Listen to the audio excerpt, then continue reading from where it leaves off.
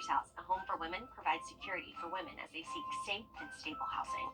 Round up at checkout in Parker's Kitchen and we'll match 25% of your donation. Live from Augusta, breaking news. We begin with this breaking news and a code red in effect for anyone living along the Bamberg County Edisto River Basin. Because of rising floodwater, officials are strongly urging evacuations as soon as possible. We'll check in with your Will Rio in Screven County in just a moment, but your Cindy Hood kicks off our team covers tonight with the latest on the situation right there near the Edisto River. So far, Richard, I haven't seen anyone evacuate yet, but I have heard from a couple of folks who left their homes a couple of days ago. A guy that I spoke to earlier today says that his brother-in-law lives alongside the river, not too far from where I'm standing at right now, but he left his home a couple of days ago. And then I spoke to another person who has a home on the river, but can't get to it because the driveway to his river home looks a lot like the one behind me right here. This is off of Whaley Circle, just off of Heritage Highway in Bamberg County. And you can see behind me water stretching as far back as I can see right here. Just the entire road, for the most part, is just completely underwater. And this is unfortunately not the only road I've seen today that looks very similar to this. Just like I said, roads for the most part, as far as I can see, completely underwater. And that is why county officials are really urging folks to do not delay getting out of your house right now. That do not delay, they are really encouraging that in this code red message, and they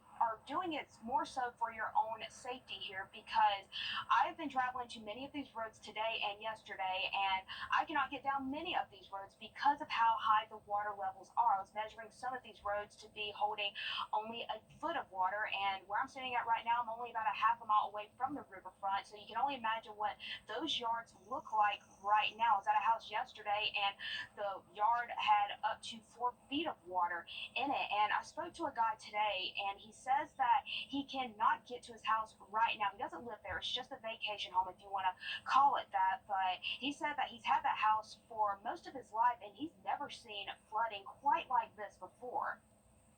This community is incredible. We have got so many people that has offered their help, their tractors, their trucks. They did anything they can do to help. We've had so many people that has made sure that our emergency service people and has got food. Multiple people has brought food to us, donated, and make sure everybody can keep going. Drinks, Gatorades, all that stuff has been a blessing to us, and you just can't ask any more from the community and the people that want to help.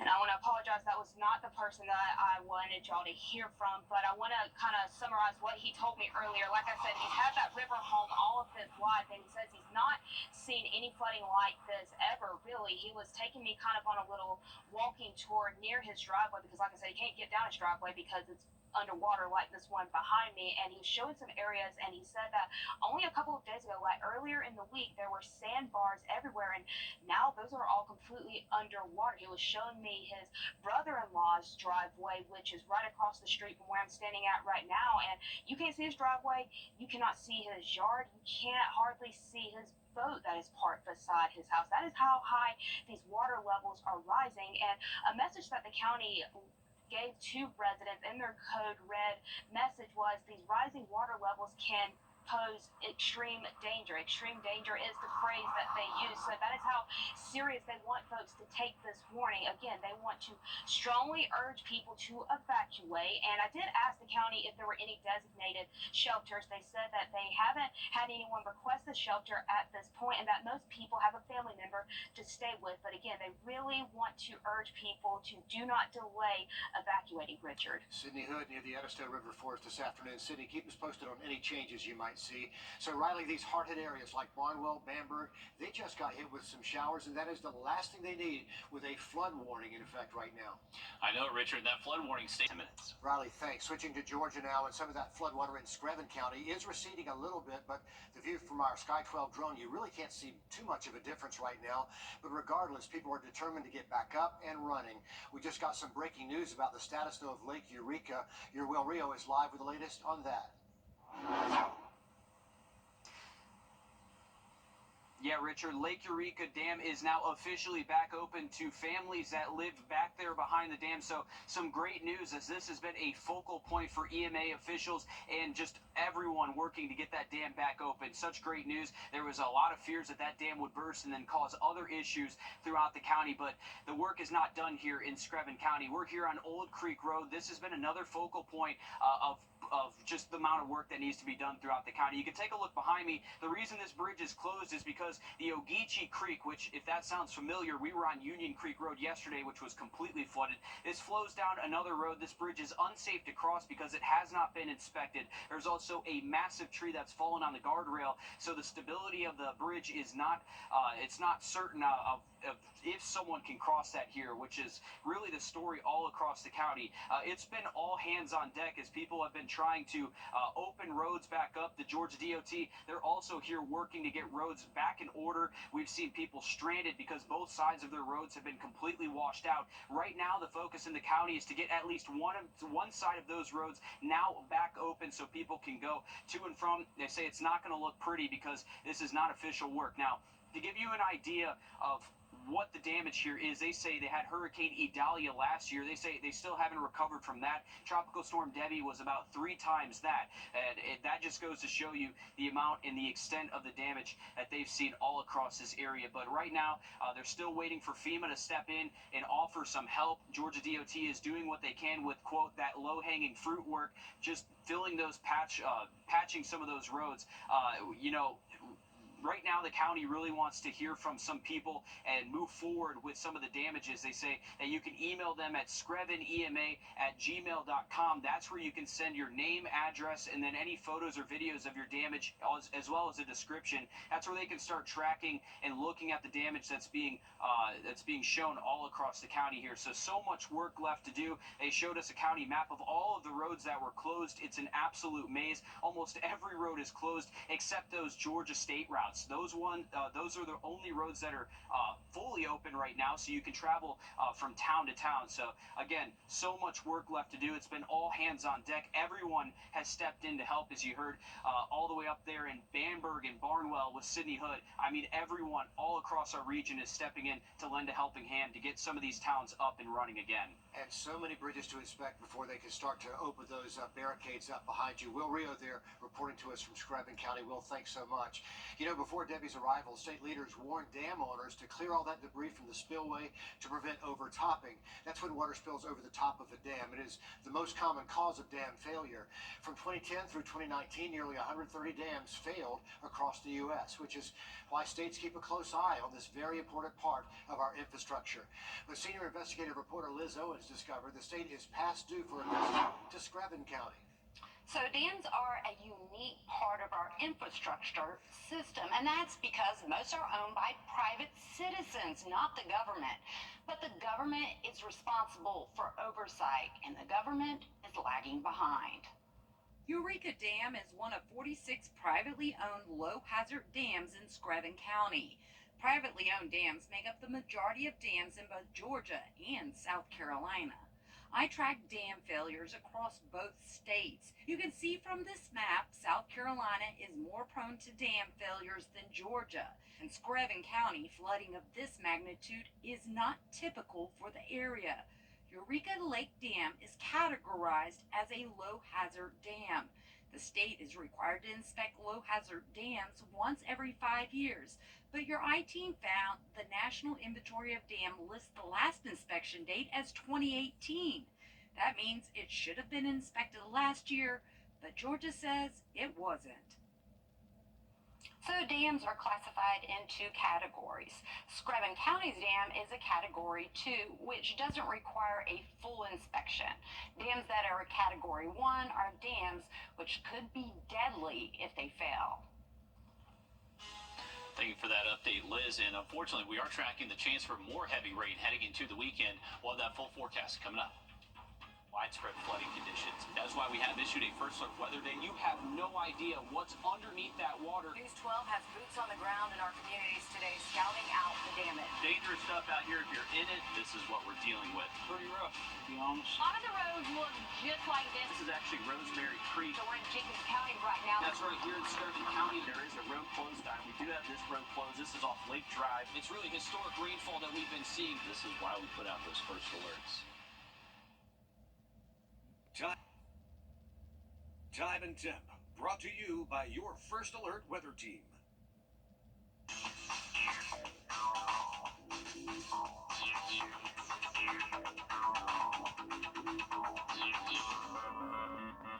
Refresh your space with high temperatures cool off just a tad. We're actually into the upper 80s for highs by next Wednesday. Thank you, Riley. The Eureka Road Dam in Screven County will hold for now, despite the damage there this week.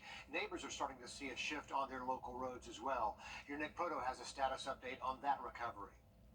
What a difference 24 hours makes in Screven County. Just yesterday, I would not have been able to walk where I am right now. We are talking feet, not inches, feet of water all over this area on Union Church Road. This yard was totally flooded. Those mailboxes right there were barely visible, but it is looking much different today. As you can see, cars able to drive through here again. Now, this isn't the only place that was really struggling that got some good news. The Eureka Dam, which we talked about was at risk of breaking, no longer seems to be at risk, according to officials. Now, I was actually able to go out on Eureka Pond earlier today with someone who lived back there, and he told me that they didn't evacuate. They felt like they were safe and they were ready to go if something did happen.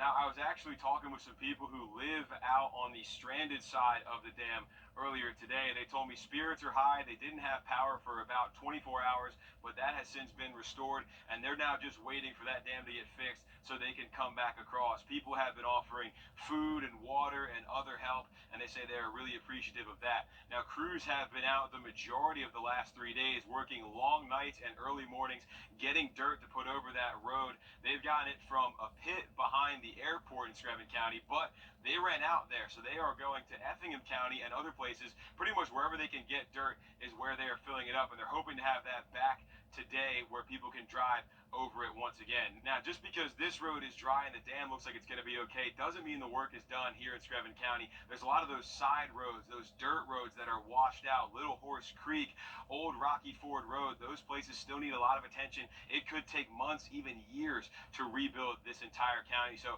still a lot left to be done to get everything back together here. Reporting in Screven County, Nick Proto on your side. Truly a massive effort there. Nick Proto, thanks for the update there. Ahead in sports, the last preseason game for many of our Georgia football programs. We'll take you over to Lakeside. Coming up next. First Alert Radar, powered by Jim Hudson Automotive Group.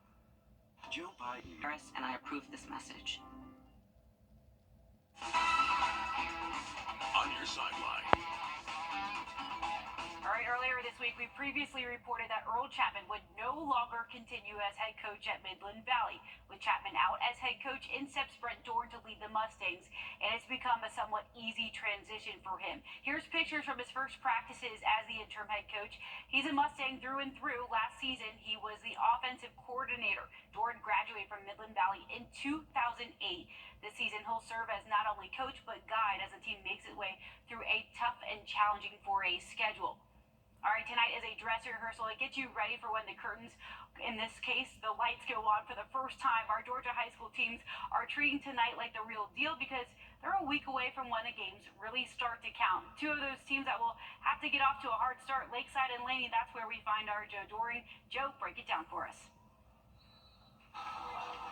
Well, Alyssa, we are just less than an hour away from kickoff here at Lakeside High School, and you're exactly right. This game might not count on the schedule, but it is the last time that both of these teams are going to have a chance to see what's standing in the way between them and a state championship run this year.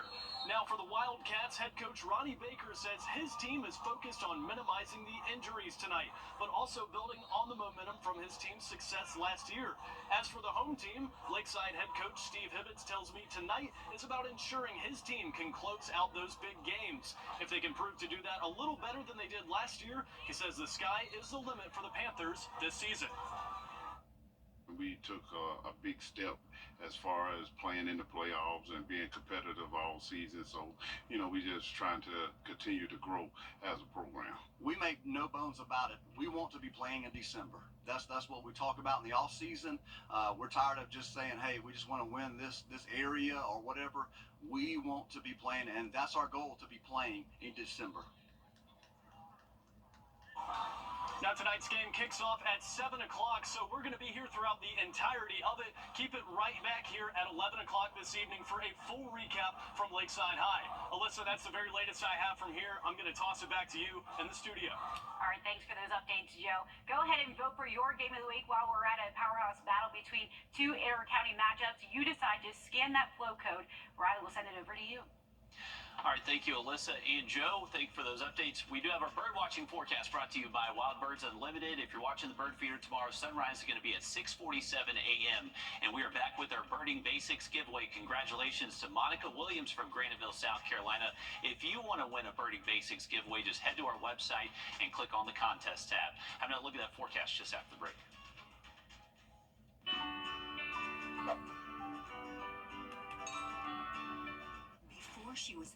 Well, heads up, we have seen significant rain in portions of the CS area this week, but not necessarily the case for the Savannah River Basin north of Augusta. They actually just entered level 1 drought status at Clarks Hill Lake, and that means our lake level is down to 326, so we're about 4 feet below that summer full pool level. A heads up, if you're going to be boating on Clarks Hill Lake, this is definitely a lot lower than what we've been used to most of the summertime, so just a heads up for those shallow water hazards. Also going to need to keep an eye to the sky for each afternoon this weekend for some of those storms bubbling up. Here's a live look from our SRP Park Cam, and take a look at all the ponding on the infield. So definitely a sign of all the wet weather we've seen so far this week. If you're heading out, it still feels like 100 degrees, even though we just had a quick shower pass us by here in Augusta. It's going to stay hot and humid for the next several days. Riley, thank you. Our next live update with all the river updates comes at the top of the hour over on 26 News, and we hope to see you there. If not, we'll meet back here at 11.